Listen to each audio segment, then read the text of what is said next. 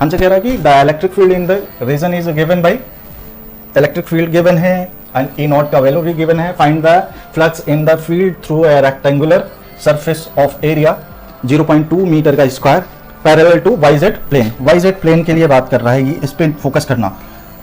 Y और Z plane के लिए बात होगी तो ये X होता है, ये Y होता है और ये Z होता है। जब YZ के प्लेन के लिए बात हो रही है बेटे तो ये प्लेन कुछ यूं होगा, है ना। ये प्लेन की बात कर रहा है, ये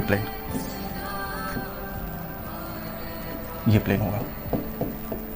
इसका एरिया वेक्टर का डायरेक्शन किधर होगा? X के डायरेक्शन में।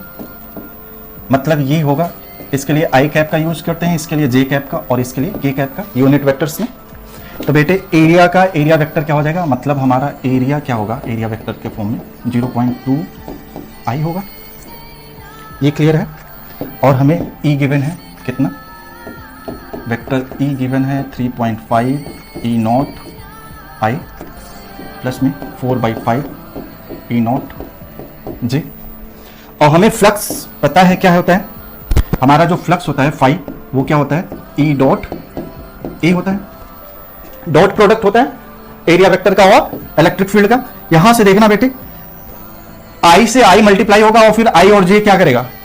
कॉस आता है उनके बीच में, मैग्नीट्यूड दोनों का होता है इनटू कॉस ऑफ थीटा होता है, एंगल बिटवीन टू वेक्टर्स। तो आई और जे में कितना एंगल फॉर्म हो रहा है? 90। तो बाकी 90 क्या करता है? कॉस 0 कर देता है। तो आई और जे के साथ में जो डॉट प्रोडक्ट होता है वो 0 देता है। तो आई का केवल आई से मल्टीप्लाई होगा। मतलब यहां पे आप लिख सकते हो 0.2 आई डॉट, ये हो जाएगा क्या? आप लिख लो 3/5 ई नॉट आई प्लस में 4/5 ई नॉट जे।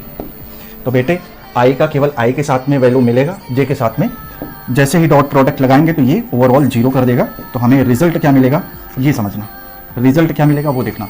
ये हो जाएगा 0.2 आई 1 बना देगा और ये हो जाएगा 3/5 ई नॉट, बाकी का ओवरऑल 0 हो जाएगा। यहाँ से देखना 0.2 इंटू 3/5 वैल्यू रख दो ई नॉट का। ई नॉट का वैल्यू हमें गिवन है, ये कितना है?